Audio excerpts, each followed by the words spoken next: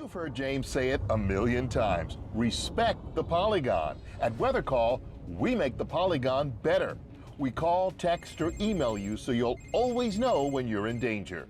No matter who you are, there's a Weather Call solution right for you. Check us out at weathercallservices.com.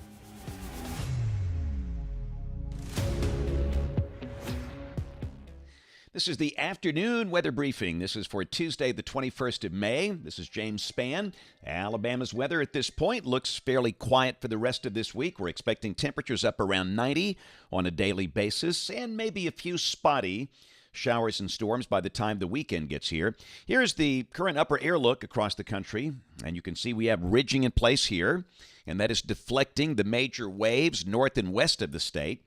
One wave producing some very active storms up north, but around here, just a beautiful day. Lots of sunshine.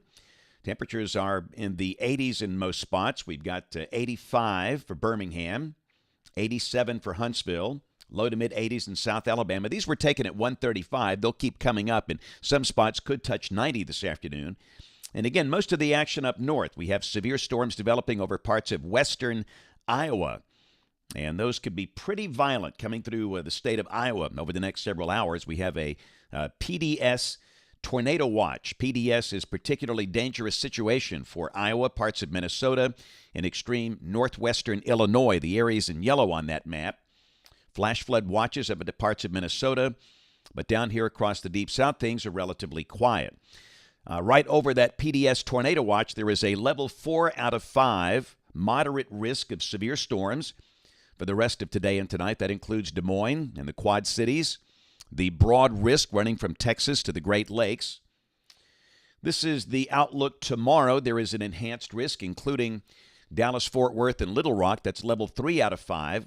And again, the broad risk from Texas to the eastern Great Lakes. This is day 3, which is Thursday. Got a risk of severe storms. Places like Oklahoma City, Little Rock, Shreveport, Dallas.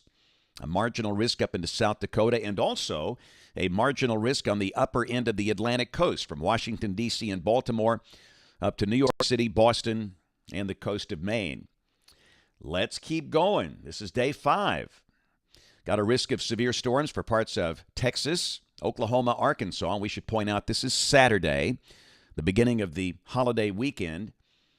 And then on day 6, which is Sunday, we have a risk for parts of western and middle Tennessee, up into parts of Kentucky and some of the adjacent states. That thing clips the far northwestern corner of Alabama, but the better dynamics just a little north of here.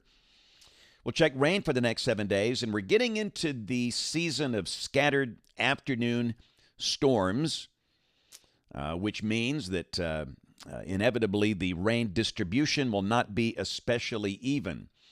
This is the projected rain across Alabama. This is valid through Tuesday morning of next week.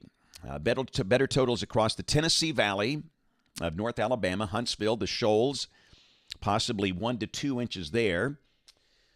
As we get down to the south, we got about a ½ inch for Birmingham, then very little for South Alabama, and the Gulf Coast looks mostly dry.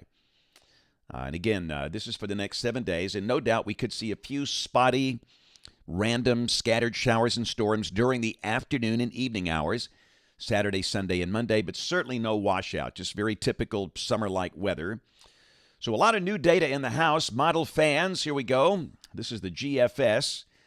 This is the 12Z run, valid tomorrow afternoon at 4.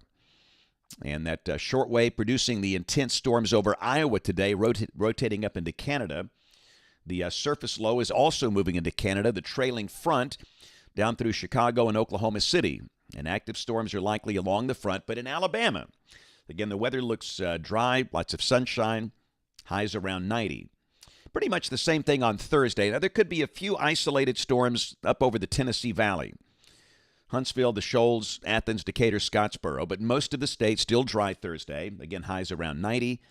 And really the same thing on Friday. Maybe a few scattered storms over the Tennessee Valley. The rest of the state, hot and dry. Then Saturday, beginning a holiday weekend. We've got the chance of a few scattered storms over about the northern half of the state. And again, Could there be a storm? Absolutely. A shower storm, but if it rains, it'll rain for a bit and just move on, and it will not rain everywhere. It's going to be kind of random and scattered. Weather stays pretty hot, highs close to 90.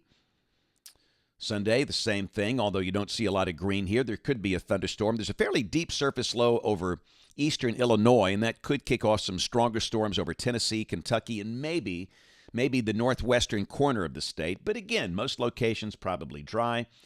And Memorial Day, it's the same story. A few scattered storms about mainly for the northern half of the state. And I do think there could be a better round of showers and storms maybe Monday night into Tuesday morning with a front. And this front's going to have a pretty good southward push.